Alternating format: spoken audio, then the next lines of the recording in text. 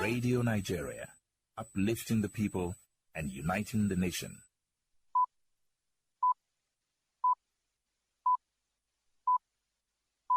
This is Click Niger online channel. Follow us on our social media handle for Facebook and YouTube at Click Niger, and for X and Instagram at Click Niger 1. My name is Nasir Yunusa. 75 years of an organization is not an easy journey, which is characterized by hurdles crossed, the good, the bad, and the ugly. And today, Radio Nigeria is standing tall to celebrate that milestone. It transformed from real, the analog, to digital, and also to online. The growth of this organization at 75 is worth celebrating, and we are here today to rejoice with the Director General, Federal Radio Corporation of Nigeria, Dr. Muhammad Bulama. Congratulations, sir. Thank you. How do you feel being the Director General as FRCN marks 75th anniversary? Yeah. Thank you very much. I feel happy. I feel honored that I have the privilege of presiding over the affairs of the FRC and Radio Nigeria at this very important juncture, because 75 years in the life of any organization, like you said at the beginning in your introduction, it's a very important milestone. It's a big landmark, especially for a country like ours that is relatively young. Nigeria itself, independent Nigeria itself, is only 66 years old. So that means that Radio Nigeria is older than Nigeria by 9 years. So that's very significant.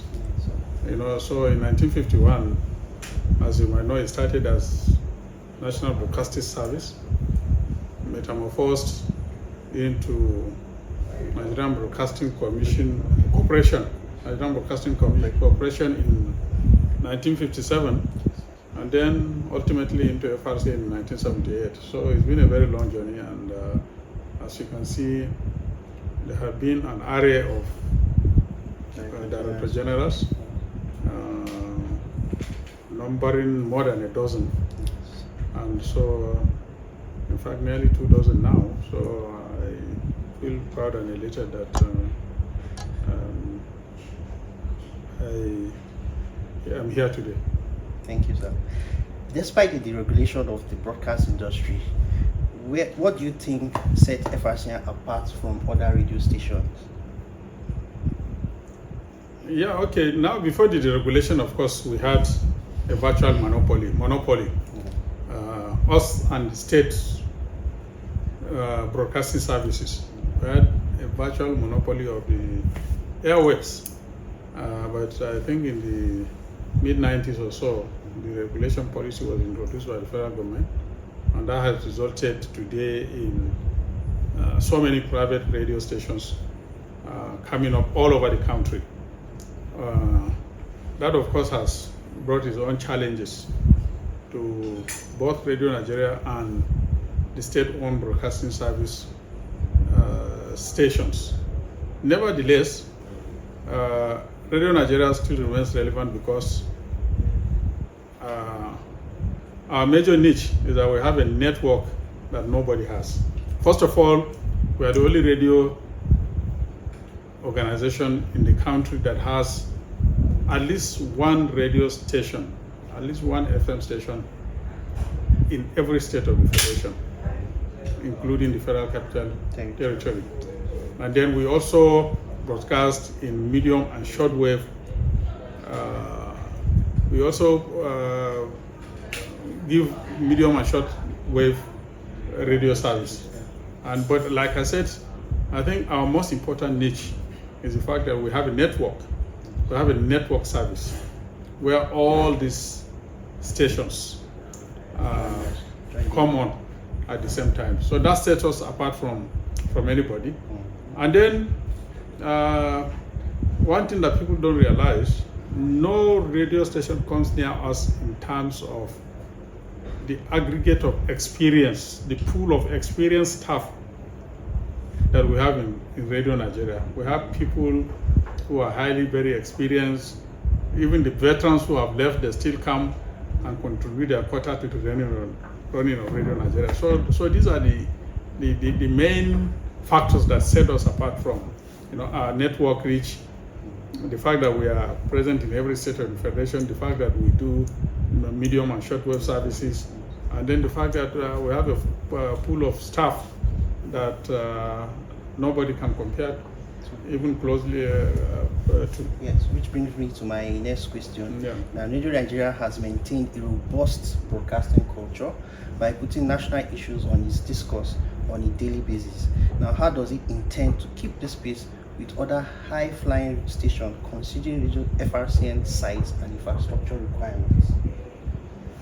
Yeah, as you can see, government is doing its best to provide the resources. It's not easy, but government has not relented in its effort to provide FRCN with sufficient funding to invest in equipment, in modern broadcasting, cutting-edge modern broadcasting equipment.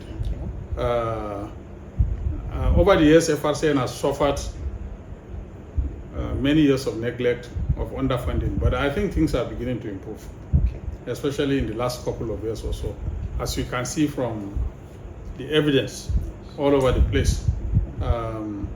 Today, in our zones and at the headquarters, we see new projects coming up, and we have placed orders for new transmitters, medium wave transmitters, FM transmitters, other equipment. We're investing in the area of technology, ICT specifically, and so on and so forth.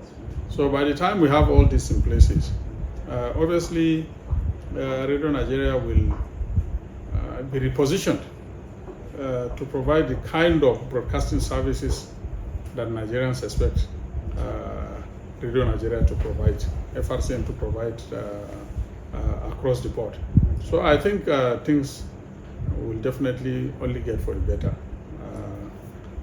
as we go along. That's what we're seeing now. We're seeing things turning around for the better. Now, FRCN size, is it an advantage or disadvantage, considering the fact that broadcasting has become almost plug and play, doesn't require huge resources and outlay like it used to? So is this a disadvantage or advantage to us? Well, you see, it all depends on how you look at it. Whether we like it or not, technology will continue to evolve. And if we fail to adopt the technology and adapt to that reality, we'll obviously fail. So it is the responsibility of FRCN to continue to rise to this challenge that evolving technology is posing to broadcasting. You remember that broadcasting itself started with radio. And then when we had TV along the way, people thought that was the end of radio. But radio had to adapt and live with that reality, and it continued to thrive. And then when digital technology came, people thought both radio and television were going to die, but they have not died. So to that extent, it's our duty. We should not even look at it in terms of whether it is an advantage or is not an advantage, because it's a reality we have to face. It's either we adapt or we perish. That's the reality we have. And the fortunate thing is that if we are ready, even as technology is advancing more and more, today we have AI, for instance. A lot of people thought that with AI, people were going to lose their jobs.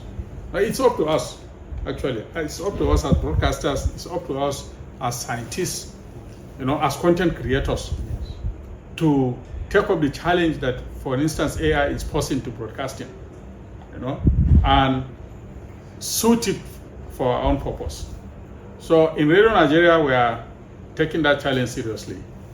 And I can assure you that if we have the proper funding, we shall live up to this challenge. Not only that we shall live to it, we shall exceed expectations. By the grace of God. Yes. Now, finally, where do you see Radio Nigeria at 100? Well, let me just continue from where I stopped. Yes. If this corporation is properly funded, if the staff are well motivated, the sky is our limit. We already have listed to you the upper hand that Radio Nigeria has over other Radio station. rival broadcasting organizations in the country. If we harness these advantages very well, if we embrace technology properly, if we improve our access to energy, power, because you cannot broadcast without power. If we do all this, the sky is the limit for FRCN. FRCN will continue to be the leading light of the broadcasting industry in Nigeria and beyond. We are already the largest radio network in Africa. So if we properly harness all these resources, all the advantages we have, I can assure you that FRCN will continue to lead and others will follow in the next 25 years. 25 years from now, that will be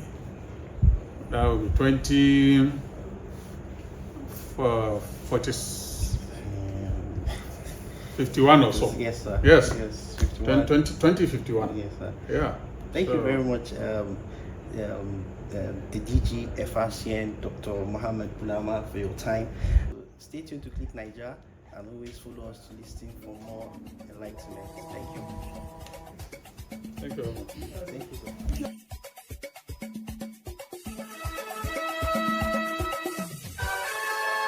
Radio Nigeria, uplifting the people and uniting the nation.